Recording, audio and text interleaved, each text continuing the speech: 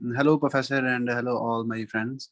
My name is Ramandeep Singh. I'm representing a group, and in my group, there are four members. First is Gurvinder Singh, second is Ramneek Kaur, Shwinder Singh, and myself, Ramandeep Singh Brad.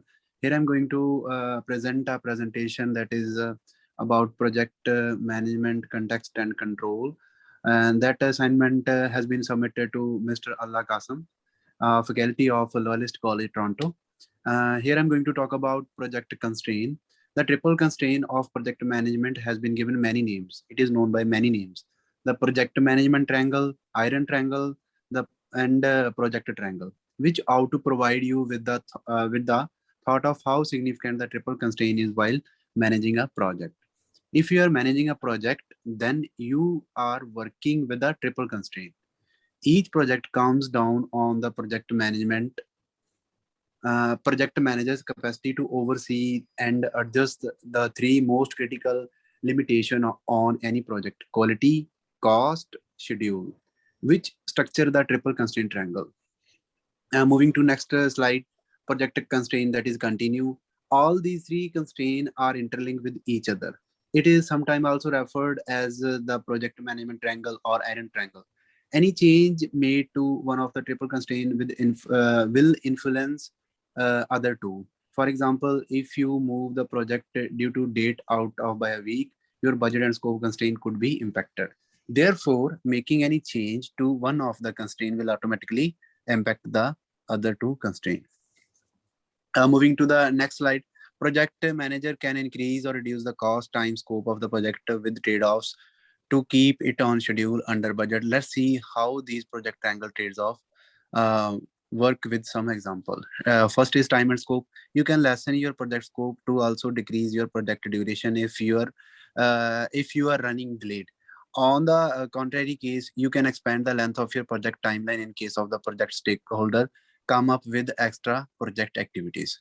Next is cost and scope. By reducing the project scope, you will have to execute fewer errands, and that implies lower cost. On the opposite side, a large project scope implies great expenses. Next is cost and time. In some project, time and cost can be straightforwardly related. For instance, the cost of leasing equipment or labor are directly relative to the time you want them for. All these scenarios are applying the triple constraint for managing the project, but there are many more possible trade-off that can occur in a project, which also involve quality, risk, and benefit. Next is project management knowledge area. The 10 knowledge area are project management, project scope management, project schedule management, project cost management, project quality management, project resource management, project communication management, project risk management, project procurement management, project stakeholder management. Project integration management. Project integration management is the coordination of resource, stakeholder, and other project element to ensure that the project is completed successfully from start to finish. Each step of project management has a set of processes in this knowledge area. All phase of project management entail the following process: develop the project charter, create a project management strategy, manage and direct project work, organize project information, keep track of and manage the project progress, carry on integrated change management, complete the project. After executing the project work is monitored, controlled with the integrated change required, and close the project successfully. Next is continue on project scope management. Project scope management is the process of determining what is and isn't included in a project. The project scope refers to the work that will be done as well as the criteria that will determine whether the project will be completed effectively. In the planning group, you will find scope management planning. A plan is prepared based on the project charter to define the scope. Next is gathering requirement. The requirement are gathered based on scope management plan and stakeholder consultation. Next is scope definition. The scope is defined based on plan, scope management, project charter, and requirements. Creating a work breakdown structure, that is also briefed as WBS, creating a work breakdown structure to break down the entire project into distinct job so that they can completed or they can be monitored more closely. Validating scope. Individual task outcome are evaluated, and inspected. The following processes are included in monitoring and controlling process group. Scope control: after a project or job is completed, the scope of the work is monitored and regulated. The purpose of performance reporting reports is to see if the scope fits the requirement. Next slide, please. Um, continue the project schedule management. The task deliverable duration, stakeholder assignment, and start and end date of the task within the project are all part of project schedule management. The ability to manage time is entirely depends on the how well you manage your schedule. In the planning controlling process group, there are total 7 schedule management process. Planning first is planning schedule management, creating a schedule plan and determining who is responsible for the specific task, all part of the planning process group. Next is defining project activity. Plan schedule management is used to define project activity. A list of activities constructed in the same way that a work breakdown structure is created. Prioritizing activity based on project activity, a prioritized sequence of all activities developed. Calculating resource and time. Calculating resource and time. Human resource and duration are assigned based on the schedule plan and activities. Creating the project schedule. The project schedule is created based on all the preceding stage. The following process are included in the monitoring the control in the process group. Scheduling control: after a project or task is completed, the duration is verified, controlled to ensure that it doesn't exceed the given time. Next is Thank project. you. Thank you, Raman. Thank you, brother. The next slide will be presented by Ramneet Kaur. Project cost management. In any organization, the most important factor is cost, the money. Project cost management is the process of estimating, assigning, and regulating the total budget of a project. The budget is determined based on the project's activity, that how many activities are we going to establish. So the 4 processes are involved in project cost management. Cost management is planned based on project activities, their sequence, and the length. Estimating cost, as each cost is estimated of the tasks, that how many tasks are we going to establish and what is their cost. Budgeting, the budget is generated on a project basis based on their expected cost and schedule. In the monitoring and controlling process group, the controlling cost, the duration of the project execution phase, the cost is checked to see if it exceeds the budgeted amount, or if there is a risk that the cost exceeds the amount, so we can keep under control the budget. And next slide, please. Project quality management. Project quality management is the process of achieving guaranteed quality in terms of 3 constraints that we discussed earlier: scope, time, and cost. An organization can achieve customer satisfaction and increase its productivity by implementing these proper quality management. The quality management process is divided into 3 phases: planning, execution, monitoring, and controlling. In planning phase, the planning quality management, it is critical to the project success, as quality is influenced by the methods it has utilized, resources it has provided, and money that has been allowed, and the deadline of the project. Quality planning considers all these elements. In the executing phase, the managing quality. The quality assurance is given top priority during the execution stage. In the monitoring and controlling phase, actually, you have just sorry. In the monitoring and controlling phase, the controlling quality, if the consumer or client is not satisfied, the quality is controlled by the reassessment after the execution. Project resource management. As human resource management, material management, equipment management, and time management are all the part of the project resource management. During the project's execution, resource is quite vital. The 3 phases of project management, there are 6 project resources. In the planning phase, there is planning resource management, estimating activities resources. In the execution phase, they are acquiring resources, and the team is established based on their expertise, talent. Team management. The team is managed according to a specific plan and how the team is growing.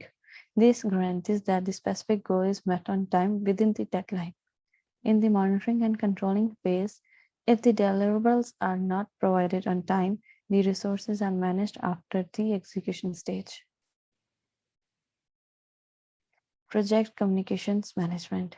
Project communication management ensures that the correct message is sent and received and is understood by the appropriate people. According to PMI, most of the projects fails during the lack of communication and miscommunication. In project communication management, the three processes are involved: planning, executing, and monitoring. Communication management planning, the audience, objective, message, and the medium of communication are planned in accordance with the project activity and resources allotted. Managing communications. Once the communication plan has been approved, the communications are managed through data analysis, distribution, report storage, and the disposal of old messages. Communication monitoring. Communications are monitored by confirming messages to the by the appropriate stakeholders and whether those confirmed messages are understood or not. Project risk management. Identifying the risks, analyzing them, and to control them is the main part of project risk management. Risk management is carried out to mitigate, to lessen the impact of risk on project timelines. Planning, executing, and monitoring phases are where these 7 risk management processes are found. In the planning phase, prepare a risk management strategy, perform qualitative risk analysis, quantitative risk analysis, and then prepare for the worst case scenario. Next slide, please. Thank you so much, Ramneek. I will take Thank from you. here. So the next is project procurement management. Obtaining goods, services, and suppliers are the part of project procurement management. All the materials required and the project are included in the procurement. So the 3 procurement management processes are involved in project management: planning, execution, and monitoring process. During planning stage, planning procurement management is the process of documenting the material needed, specific the approach, identify potential dealers, identify goods services required for the project. So during the execution stage, organizing procurements are made in accordance with the project deliverables. So in the control procurements, the procurements are checked for the quality control and see if they met the requirements during the monitor and control phase. So the next is project stakeholder management. The process of selecting suitable stakeholders for the project and meeting their expectation is known as project stakeholder management. So the process success or fail determines by the primary stakeholders.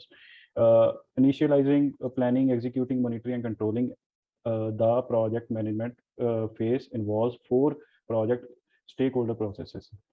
So during initializing phase, determining is the who is the key stakeholder, who is the primary stakeholder, who is the secondary stakeholder. So in planning stage, the role and responsibility of the stakeholders are planned, and these are assigned as a level of involvement in respect of their work. So management stakeholder manage stakeholder engagement. Stakeholder engagement is managed and any issues that arise are resolved during the communication. Monitor and stakeholder management, the process of monitoring stakeholder management strategies and activities during the monitoring phase. The customers will accept the deliverables if it is done.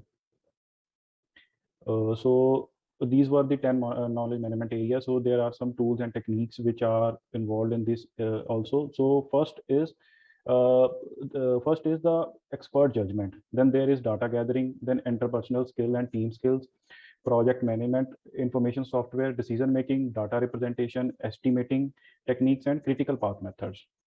So the first one is expert judgment. This is one of the most common and valuable tools used throughout the project management process and across all the knowledge management areas. Expert judgment can be simply understood as judgment based upon the expertise in an application area, knowledge area, discipline, industry, etc. Such expertise may be involved by any group or person with the specialized education, knowledge, skill, experience, or training. So from here, Shvinder will take over the slide. Thank you. Yeah, thank you so much. So the second major tools and techniques which are used throughout the project management process, it is the data gathering. So in data gathering, basically there are three main ways to gather data. The first one is brainstorming, which simply means having a group dialogue consisting of major stakeholders and project team members. And the second method is focus groups. It is similar to brainstorming. Yeah, previous slide. Yeah. So it is similar to brainstorming, but this also includes bringing the subject matter experts into the discussion. The third way is conducting the interviews, which are used to obtain high-level project requirements about the project and basically to note down any assumptions or constraints. So the third method, it includes the interpersonal and team skills. So it is a comprehensive name given to various interpersonal techniques, which includes conflict management, facilitation, and meeting management.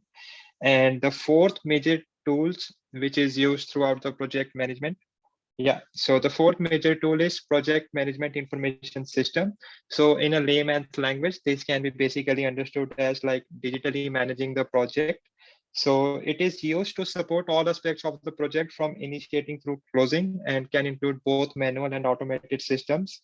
As per PMBOK, it states that a PMIS is an information system consisting of the tools and techniques used to gather, integrate, and disseminate the outputs of project management processes. So after that, the fifth major tool we have is decision making.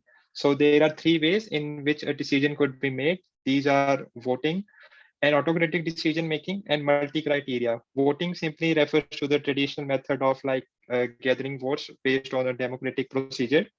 After that, autocratic decision making involves one individual taking the responsibility for making the decision on behalf of the entire group.